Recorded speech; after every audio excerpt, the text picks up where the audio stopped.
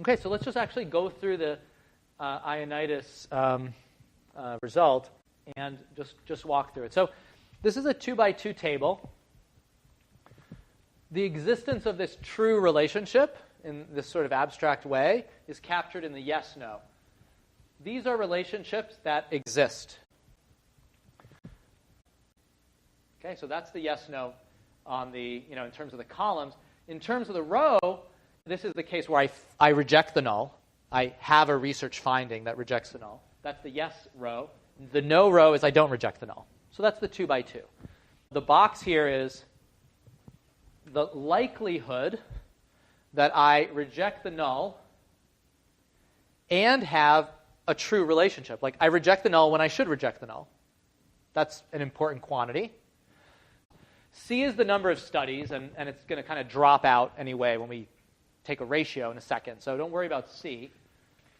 1 minus beta is my power to detect an effect when there is an effect. So that's going to be pretty important. That's like, the likelihood that I reject the null when I should. And remember, this R over R plus 1 term is important. That's the likelihood there is a real relationship. So, in the case where R is really small, I'm probably not going to find a relationship because there probably isn't a relationship. So out of these C studies, there are going to be very few rejected nulls just because it's like needle in a haystack research if R is 0.1 or 0.05. The second box we care about is this other one, which is the no column. And these are studies where we reject the null when we test in data, but we shouldn't. So these are false positives. So again, there's C studies.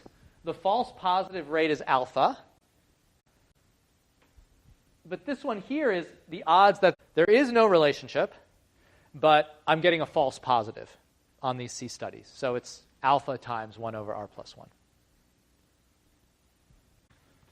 So what we care about ultimately is, out of all these observed studies that claim there's a finding, which is this total, the total is just the sum of the first two columns, what share of them are real research findings?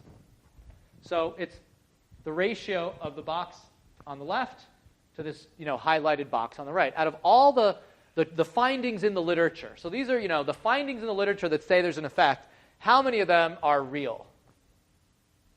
Given power, given beta, given alpha, given R, given C. This ratio is what they call the positive predictive value. If you find a significant effect, you reject the null, what are the odds that it's actually detecting a true relationship? So this is an important quantity, very straightforward, but it's actually worth sort of staring at this a little bit and thinking about, what is beta usually, what is R usually, what is alpha usually? So alpha is usually 0.05. Let's leave that in there. And, think of your favorite literature. So let's start with, some underpowered field experiments in development economics. Let's say beta is half for some underpowered studies. Maybe, 5 out of 20 possible interventions had some sort of effect. So R is a third. So in that case, what is the PPV? It's a half times a third. So that's kind of getting small. Say 0.16, divided by 0.16 plus 0.05. So 0.16 over 0.21. Okay, so that isn't terrible. We're going to find worse literatures than that. 70-something% of the significant results in the literature on education, again, just picking an example of the literature I work in, 70% of those results are probably real, and maybe the other quarter are false positives. Okay, that's not great. We'd like it if the PPV were higher than that.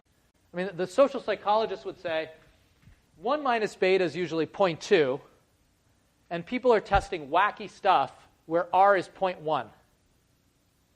In that case, 0.2 times 0.1 is 0.02. 0.02 over 0.02 plus 0.05 is really small. That means 28% of studies have real results, and 72% of studies are false positives in that kind of literature. So this kind of looks so-so. Like I told you, well, I think in development economics, maybe 75, 80% of findings that claim to be true are true. But things can get worse, and this is a wrinkle. What if there's some bias, researcher bias? And there's a lot of ways there could be researcher bias. Maybe researchers really want to find significant relationships because it helps them get published, and there's a lot of evidence that's true. We're going to show you tons of evidence that that's true. Maybe they bias their results because there's a very strong paradigm in their field, and if they don't find a certain result, either they won't get published or they'll get in trouble with their colleagues. There might be very strong incentives for people to find results that help their research sponsors. So pharmaceutical companies have a lot of money on the line when they're running clinical trials to show that a certain drug works. Because if it works, they can sell it and make billions of dollars. So researcher bias. Some fraction of non-findings are actually going to be called findings. This complicates things a little bit. Now, what is this column over here where there's no true relationship, but we find a research finding? What is U times 1 minus alpha? Remember, alpha are the false positives. 1 minus alpha are like there's no effect, and we find there's no effect. But U share of the time, we're going to claim there's an effect. And this is a big deal because 1 minus alpha is a really big thing. It's like 0.95. So this conceivably could actually be like a lot of studies that are falsely claimed to be findings when they shouldn't be. Now, there's a flip side to bias. These are relationships that our research design should not allow us to reject the null for, but we do reject the null, and actually we should reject the null because it's a true relationship we were just underpowered to find. So there's actually more findings that claim to be findings because of bias, but probably a lot more non-findings. Okay, so when we go through this exercise, we get the expression here at the bottom of the slide, and what you can see is, for sort of reasonable values of alpha and beta in the kind of reasonable range, is the PPV going to rise or fall, the positive predictive value? It's almost certainly going to fall, precisely because 1 minus alpha is big relative to beta, right? So even if we're kind of underpowered, even if beta is 0.5 or even 0.7, it's smaller than 0.95. It's like almost certainly we have less trust, less faith in a finding, a significant finding, when there's researcher bias. And that's what your intuition would be. The big question is, what is U? And that, again, could vary by field, by norms in different fields. Some fields may have different norms of what you show and you don't show. There could be different constraints on researchers in different fields. A lot of what this whole transparency and reproducibility agenda is doing is it's all like an attempt to reduce U. That's one branch of this kind of set of studies and this movement. Okay, so what else does Ioannidis do? He kind of lists out different combinations of power.